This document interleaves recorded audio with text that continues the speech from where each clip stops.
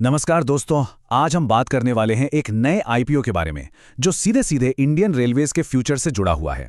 जी हाँ, कंपनी का नाम है धारा रेल प्रोजेक्ट्स। चलिए आज इसका पूरा पोस्टमार्टम करते हैं और समझते हैं कि इसमें क्या खास है। तो आज हम क्या क्या देखने वाले हैं। सबसे पहले समझेंगे कि कंपनी का बिजनेस क्या है, फिर आईपीओ की पूरी डिटेल्स, क्या प्राइस है, कितना पैसा लगेगा। इसके बाद कंपनी के फाइनेंशियल्स पर नजर डालेंगे, पैसा कमा भी रही है या नहीं। फिर आता है सबसे बड़ा सवाल, वैल्यूएशन, मतलब आईपीओ महंगा है या सस्ता।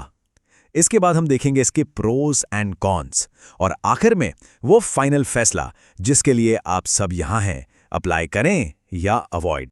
चलिए तो फिर शुरू करते हैं सबसे बेसिक और सबसे जरूरी सवाल से। आखिर ये धारा रेल प्रोजेक्ट्स कंपनी करती क्या है? देखिए, किसी भी कंपनी में पैसा लगाने से पहले ये जानना तो बनता है कि वो कंपनी आखिर पैसा कमाती कैसे है। तो चलिए पता लगाते हैं कि धारा रेल प्रोजेक्ट्स का मेन काम क्या है। तो देखिए, धारा रेल प्रोजेक्ट्स का काम आप समझिए इंडियन रेलवे की बैकबोन को मजबूत करना है। मतलब जो भी रेलवे के बड़े बड़े काम हैं, जैसे ट्रैक बिछाना, सिग्नलिंग सिस्टम लगाना, ये सारे जरूरी इंफ्रास्ट्रक्चर प्रोजेक्ट्स यही कंपनी करती है। सीधा सा हिसाब है, जब भी सरकार रेलवे पर पैसा लगाती है, इसका सीधा फायदा ऐसी कंपनियों को मिलता है। मतलब इनका पूरा बिजनेस आप कह सकते हैं सरकारी खर्च पर ही चलता है। अच्छा, बिजनेस तो समझ आ गया। अब जरा उन नंबर्स पर आते हैं जो एक इन्वेस्टर के लिए सबसे ज्यादा मैटर करते हैं। मतलब आईपीओ का प्राइस क्या है, और अगर अप्लाई करना है तो जेब कितनी ढीली करनी पड़ेगी। यहां एक बहुत जरूरी बात पर ध्यान देना होगा। ये एक एसएमई आईपीओ है, यानी ये छोटी कंपनियों के लिए होता है। और इसका मतलब ये है कि इसके नियम और रिस्क दोनों ही बड़े आईपीओ से काफी अलग होते हैं। प्राइस बैंड है 120 से 126 रुपए पर शेयर, और एक लॉट में पूरे 1000 शेयर्स हैं। और अगर आप अप्लाई करने की सोच रहे हैं तो यहाँ कम से कम 2 लॉट्स के लिए अप्लाई करना होगा।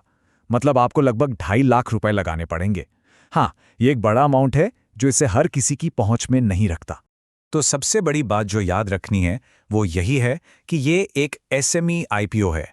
2.5 लाख रुपए का मिनिमम इन्वेस्टमेंट ये छोटे या रिटेल इन्वेस्टर्स के लिए एक बहुत बड़ा एंट्री बैरियर है।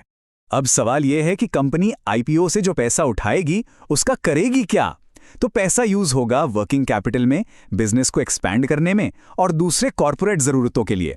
ये एक अच्छी बात है क्योंकि पैसा कंपनी की ग्रोथ में लग रहा है, ना कि कोई पुराना कर्ज चुकाने में। चलिए, बातें तो बहुत हो गईं, अब जरा नंबर्स देखते हैं। क्या कंपनी असल में पैसा बना रही है?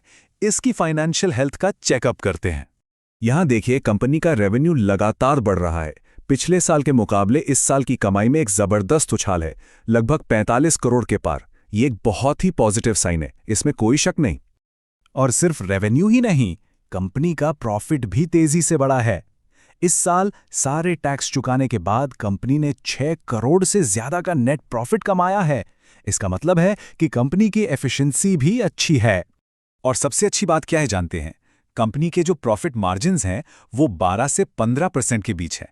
इस साइज की कंपनी के लिए ये मार्जिन्स काफी हेल्दी माने जाते हैं। ये दिखाता है कि कंपनी अपने काम में प्रॉफिट बनाना जानती है। ठीक है, तो कंपनी अच्छी है, ग्रोथ भी अच्छी है, लेकिन क्या आईपीओ का जो प्राइस है वो भी उतना ही अच्छा है? चलिए अब सबसे बड़े सवाल का जवाब ढूंढते हैं, वैल्यूएशन का।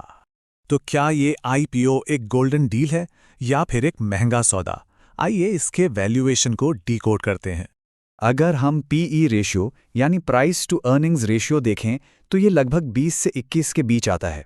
अब सवाल ये है कि ये नंबर अच्छा है या बुरा? तो देखिए, हमारा एनालिसिस ये कहता है कि वैल्यूएशन ठीक ठाक है, ना तो बहुत सस्ता है ना ही बहुत महंगा।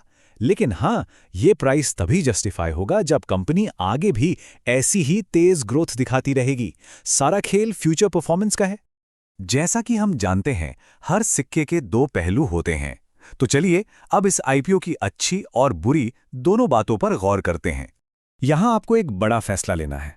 एक तरफ कंपनी रेलवे जैसे ग्रोइंग सेक्टर में है, सरकार का पूरा फोकस है इस पर, फाइनेंशियल भी सुधर रहे हैं। दूसरी तरफ ये एक छोटी कंपनी है जो सिर्फ रेलवे ऑर्डर्स पर डिपेंडेंट है। और सबसे बड़ा रिस्क, एसएमई स्टॉक्स में लिक्विडिटी कम होती है, मतलब शेयर्स को खरीदना बेचना मुश्किल हो सकता है। तो इन सब बातों को जानने के बाद अब हम आते हैं उस आखिरी और सबसे जरूरी सवाल पर जिसका आप सब इंतजार कर रहे हैं। तो क्या धारा रेल प्रोजेक्ट्स आईपीओ में पैसा लगाना चाहिए या फिर इस ट्रेन को जाने देना ही बेहतर है? देखिए, इसका कोई सीधा हाँ या ना में जवाब नहीं है। ये आप पे डिपेंड करता है। अगर आप एक हाई रिस्क इन्वेस्टर हैं, एसएमई आईपीओस को समझते हैं, लंबी अवधि के लिए निवेश करना चाहते हैं और 2.5 लाख रुपए लगा सकते हैं, तो आप इसे कंसिडर कर सकते हैं।